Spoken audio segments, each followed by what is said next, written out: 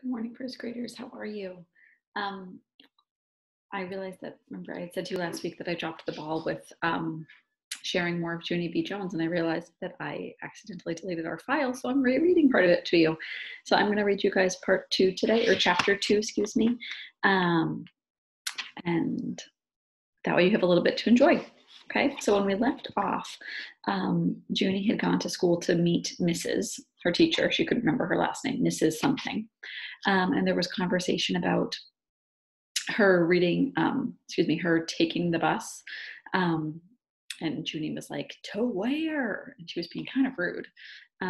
But she wasn't really sure where the bus was taking her. And then finally her mom explained it to her. And she says, and then your teacher will meet you in the parking lot. Okay, Junie, won't that be fun? And then Junie says, I nodded the word yes, but inside my head, I said the word no. Okay. So here's chapter 2. It's called Feeling Squeezy. So, I stayed scared about the bus for a whole week. And last night, when my mother tucked me into bed, I still felt sickish about it. Guess what? I said. I don't think I want to ride the bus to kindergarten tomorrow. Then my mother rumpled my hair. Oh, sure you do, she said. Oh, sure I don't, I said back. Then Mother kissed me and said, it'll be fun. You'll see. Just don't worry. I did, though. I worried very much, and I didn't sleep so good either. I'm kind of having a connection to that part there because I'm a pretty big worrier, and growing up as like a little kid, I always had lots of worries, and my mom would always be like, don't worry, don't worry. And I found that sometimes when she said it to me, I was like, I don't know how not to worry because my brain was just always going.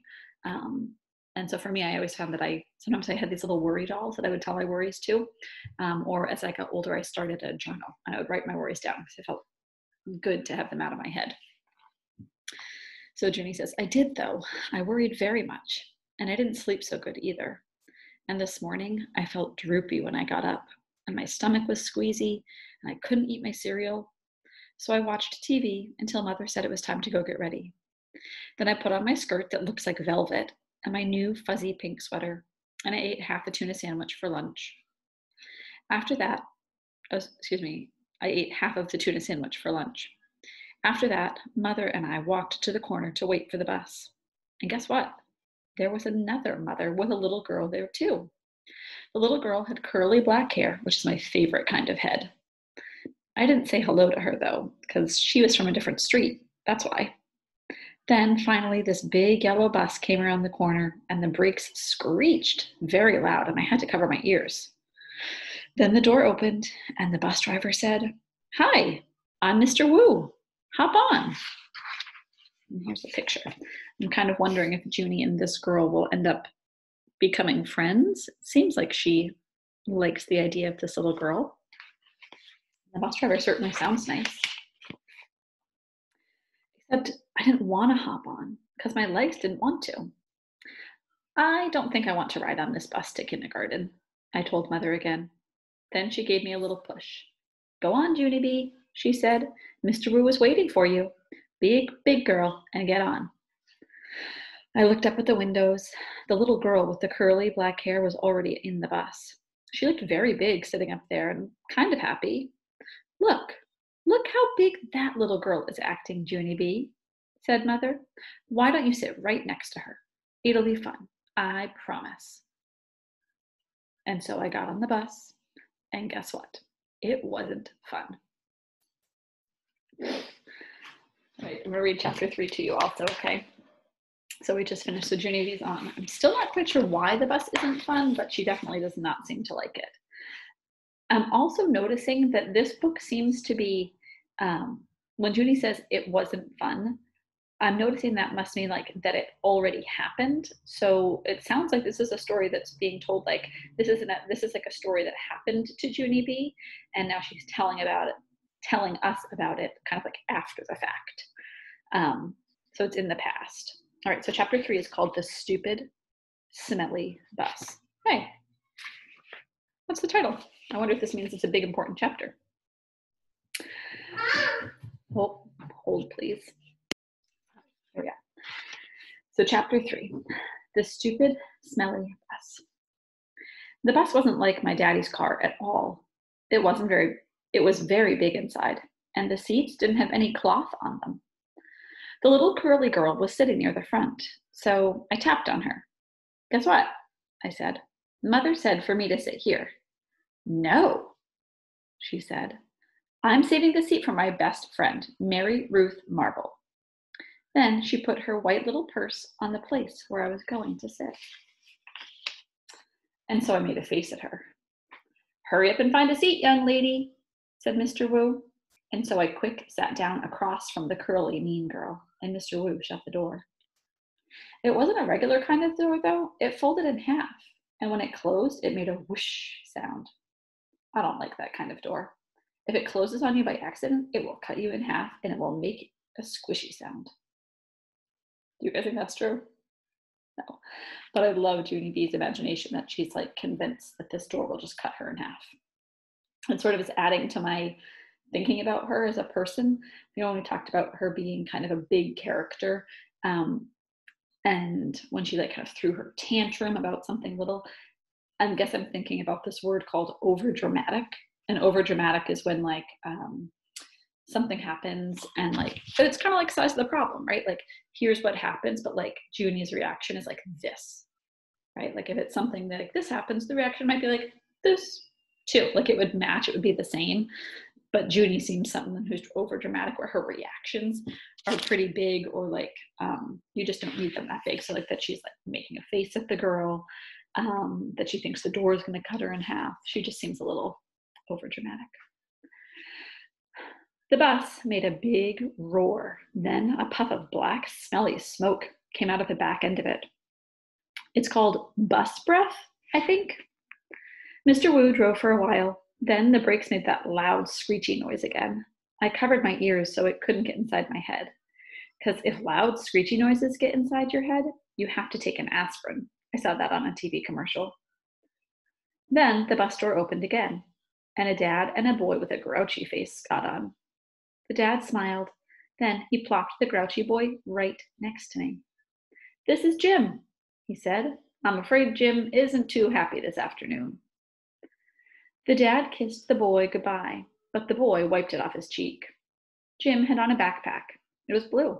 I love backpacks. I wish I had one of my very own. One time I found a red one in a trash can, but it had a little bit of gushy on it, and Mother said no.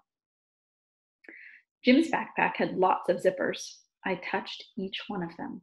1, 2, 3, 4, I counted. Then I unzipped one.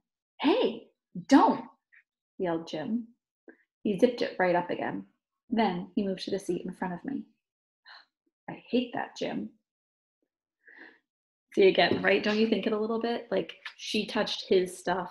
She opened his bag. Like, I'm like, he had every right to get a little bit mad.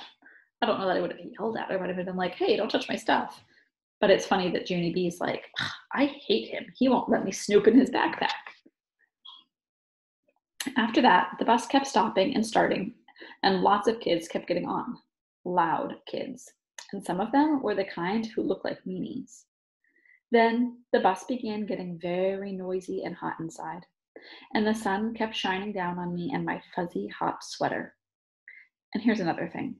I couldn't roll down my window because it didn't even have a handle, so I just kept getting hotter and hotter.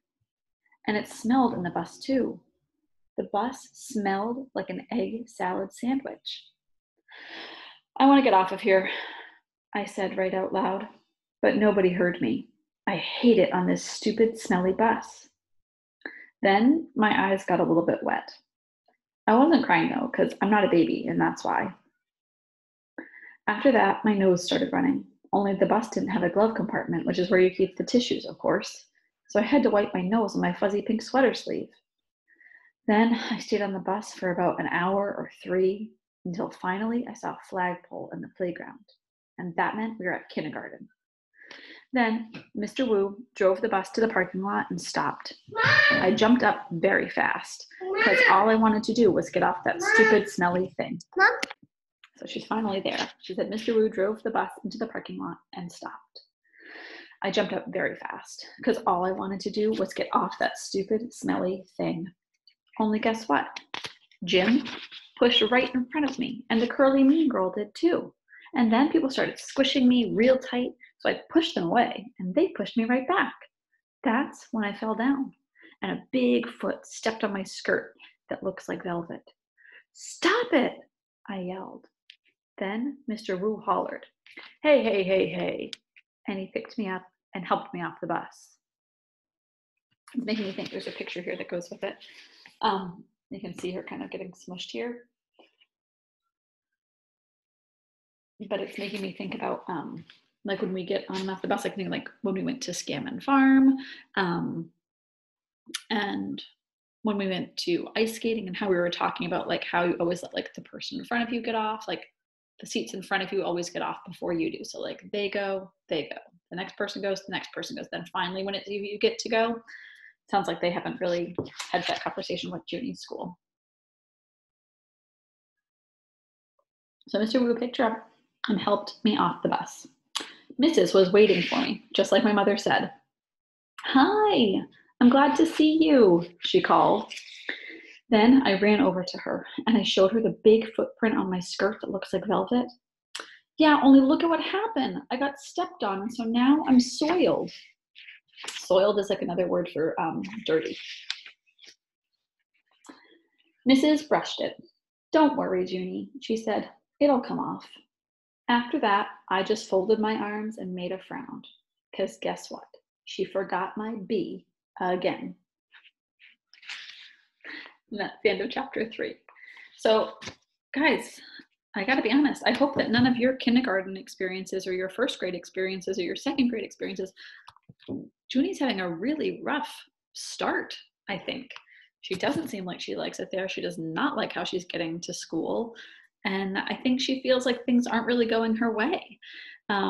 Maybe think now about if you've ever had a moment like that where you feel like everything leading up to school or a school experience, or maybe even like going on a trip. Maybe it's not a bus to school. Maybe it was like a bus to New York City, or maybe it was a bus to an airport or something. Have you ever had a moment where it felt like just nothing was going your way? You've got mean people, you've got people pushing and shoving and things like that. Maybe you can make a connection to this story if you've had things like that happen in your life. All right, we will keep reading tomorrow, and I hope you enjoyed today's story. I'll see you soon. Bye.